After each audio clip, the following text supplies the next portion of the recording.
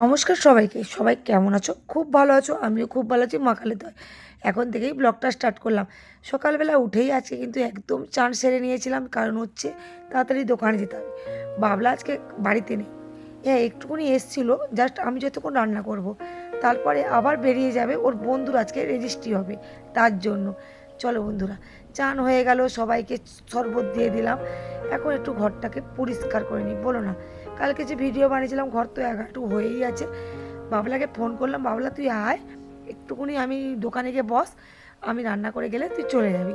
ও তো শরবত খেয়ে বেরিয়ে পড়লো। আর একজন দেখো, এত জামা আছে দেখতেই পায় না।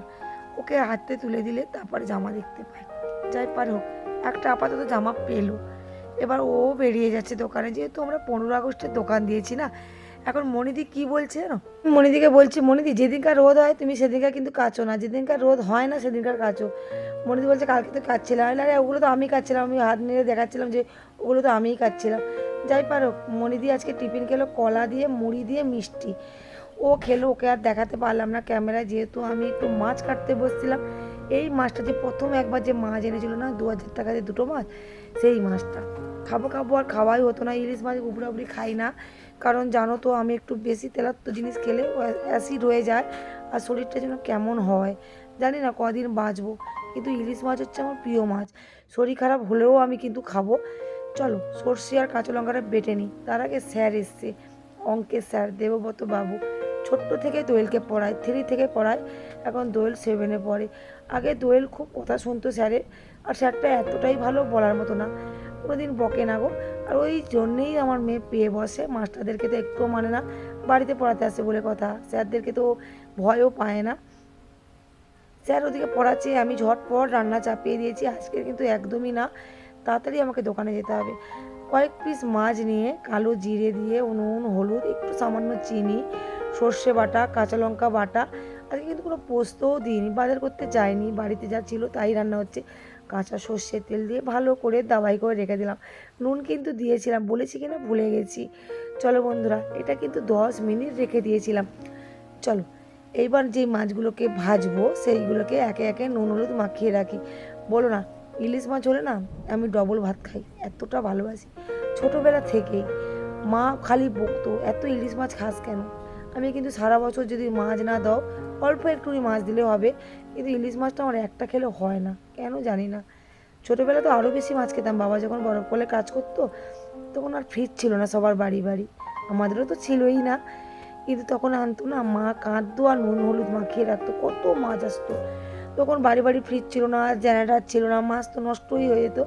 তাই কী করতো বলো তো, সবাইকে বেশি বেশি করে দিয়ে দিত। আর এখন যারা ট্রলারে যায় বা বরফ কলে কাজ করে তাদেরকে মাছই দেয় না। এখন যা মাছের দাম, বলে মাছ এমনি দেবো কেন, বিক্রি করলে তো তাদেরই লাভ। আমার বাবা কী করতো, আমাদেরকে খুচরো পয়সা দিয়ে দিত, বলতো মা মাছগুলোকে এই দিয়ে ছাড়া, বটি দিয়ে কতজন ছাড়াবে, আঁশ বটি দিয়ে। আমরা কী করতাম, পয়সা দিয়ে ছাড়াতাম, মা কাটতো, মামার বাড়ি নিয়ে যেত, মাসির বাড়ি নিয়ে যেত, পিসির বাড়ি নিয়ে যেত, সব বাড়ি বাড়িতে মাছ পাঠাতাম। তারপরেও নুন হলুদ, নুন দিয়ে মাছ চাবাই রাখতো। তার কিছুদিন পরে হলো ইচ্ছে হলো ইলিশ মাছ খাবো, তখন ওই মাছটাকে সবজি দিয়ে মা রান্না করতো। আর আমার মা রান্না অতুলনীয়, এতটা ভালো লাগতো। চলো বন্ধুরা, মাঝে মাঝে না আমার পুরনো স্মৃতির কথা বলি, আমার খুব ভালো লাগে গো। আর কি খাচ্ছিলাম জানো, চপ দিয়ে পান্তা। আমি না পুরনো স্মৃতি আগলে থাকতে খুবই ভালোবাসি, তার জন্য ভগবান হয়তো আমাকে খুব কষ্ট দেয়। সাদা শীতে থাকি বলে নাকি জানি না, সবার সঙ্গে হেসে কথা বলি বলে নাকি জানি না, সত্যি মাঝে মাঝে এত কাঁদি, এত সবাই আমাকে ব্যথা দেয়, দুঃখ দেয়, কারণ জানি না। এত ব্লকে আমি হাসি, কিন্তু তোমরা হয়তো ভাববে যে দিদিভাই হয়তো সবসময় হাসি খুশি থাকে, কিন্তু এটা আমার জীবন না, এর ভিতরেও জীবন আছে। সে জীবনে কাউকে ঢোকাতেও চাই না, আমার কষ্ট আমি নিয়েই থাকতে চাই, আর আমার কষ্টের মধ্যে কাউকে থাকতে দিও না। এত কিছু এত কিছু যখনই ফাঁক পায় তখনই সবসময় বলতেই থাকে যে ফোনের টাকা শোধ করবো কী করে, এইটা কী করে করবে, তুমি কিনেছো তো তুমি শোধ করো। সকাল থেকে সন্ধ্যা পর্যন্ত যে পরিশ্রম করি ওর কোনো দাম থাকে না, কিছুই দাম নেই। যেহেতু আমার দোকান, হ্যাঁ নামে সবসময় আমার দোকান, আমার সাহস নেই ওখান থেকে 5টা পয়সা নেওয়ার। ঘরের কথা বলতে গেলে খুবই কষ্ট লাগে, যখনই খুব কষ্ট লাগে না তখনই তোমাদের সঙ্গে শেয়ার করি, আর খুব ভালো লাগে। আজকেও না আমি না 10টার সময় দোকানে গেছিলাম, একজন আমাদেরকে গিফট করেছিল, যেন ওদেরকে এলিটিনের লিপস্টিক দিয়েছিল, আমাকে ল্যাকমি দিয়েছিল। হ্যাঁ একটা কোম্পানি দিয়েছিল না, আমার ধরলাম না, পুজোর গিফট পেয়ে গেলাম। সত্যি মাঝে মাঝে না খুব ভালো লাগে গো যে গিফট পেতে, কিন্তু কেউ আমাকে গিফট দেয় না, তার জন্য না আশাটাই ভুলে যাই। কিন্তু মাঝে মাঝে যখন একটা দুটো ছোটোখাটো গিফট পাই না, মনটা পুরো ভরে যায়। তো দোকানদারি করতে করতে 3টে 3:30 সময় ভাত খাচ্ছি, মাছের তেল দিয়ে মাছ ভাজা দিয়ে। আজকে মেনু কি করে আনলেন তোমরা তো দেখেছো। খাচ্ছিলাম কিন্তু গোডাউনে, আর গোডাউনে আমাদের দেখেছো আগে যখন দুর্গাপুজোর সময় খেতাম এই জায়গাটায় বসেই খেতাম। আর সত্যিকারই আমি কিন্তু ভিতরের দোকানে বড় জায়গা আছে, কিন্তু ওখানে আমি খাই না, কারণ হচ্ছে আমার এখানে খেতে খুবই ভালো লাগে, এখানেই আমি সবসময় খেতাম আর খুব ভালো লাগে, তাই তোমাদেরকে দেখালাম কোথায় খাই। আর দোকানটা কত ছোট দেখো। চলো বন্ধুরা 15 আগস্টের জিনিসগুলো তোমাদেরকে দেখাচ্ছি। আর ঝটপট চলে এসো আমাদের দোকানে মন্ডল বাজারসে। যারা কাকদ্বীপ থেকে দেখছো ঝটপট কমেন্ট করো, চলে এসো। চুড়ি অনেক রকমের এসছে, অনেক রকমের ডিজাইন এসছে। আর তোমাদেরকে দেখানোর কারণ হচ্ছে অনেকেই বলো দিদিভাই ভিডিও বানাও, কোনো দোকানে কি আসে একটু দেখাতে পারো না, তার জন্যই দেখালাম। আর কালকের দিনটা হাতে আছে, তাই বললাম তোমরা চলে এসো। তোমাদের সাথে গল্প করতে করতে আর কথা বলতে বলতে সাগরের বাড়িতে পুজো হয়েছিল। কি রে তুই এত কি নিয়ে এসেছিস? আজকে বাড়িতে পুজো হয়েছিল, মনসা পুজো। এখনো আজকে কি ভাতটা খাইনি নাকি? গলাতে আওয়াজ হয়নি কেন? না না, ঘুমিয়েছিলাম ওই জন্য একটু এত প্রসাদ, ফল প্রসাদ লোকে একটা টিফিন বক্স হয়। জানি না এটা কি কি কি এনেছিস আছে। দেখি একটু খোল।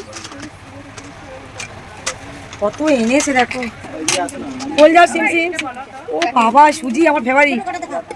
এই তোর মা কি যা ফল পেয়েছে, ভালো ভালো জিনিস পাঠিয়েছে, কিন্তু এত পাঠিয়েছে কেন তোর মা? এই তোর মা কি শুধু আমাদের জন্য পাঠিয়েছে? প্রসাদ পাঠিয়েছে দেখো বন্ধুরা। আমরা এখন প্রসাদটা খেতে থাকি, আর তোমরা ঝটপট আমার চ্যানেলটাকে সাবস্ক্রাইব করে দাও, ইউটিউব থেকে দেখলে, আর ফেসবুক থেকে দেখলে ফলো করে দিও। আর এখন আমরা খাচ্ছি, তোমরা যদি খাও চলে এসো, টাটা। এখন প্রসাদ খাচ্ছি, এখন আর কোনো কথা বলবো না, প্রসাদ খেতে খুব ভালো লাগছে।